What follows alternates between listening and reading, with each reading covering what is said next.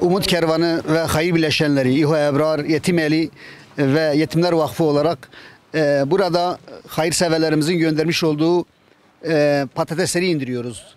Nevşehir'den sağ olsunlar deprem bölgesi için 32,5 ton patates buraya ulaştı. Şu anda kardeşlerimiz bu patatesleri indiriyorlar. Biz bu patatesleri inşallah Teala bir kısmını burada kurmuş olduğumuz aşevleri vesilesiyle yemek olarak çıkaracağız. Bir kısmını da depremzede kardeşlerimiz için gerek kırsal gerek merkezdekilere inşallah ulaştırmaya çalışacağız. Hayır sahiplerinden Rabbim razı olsun. Hayırların devamını diliyoruz. Rabbim inşallah bereket katsın mallarına.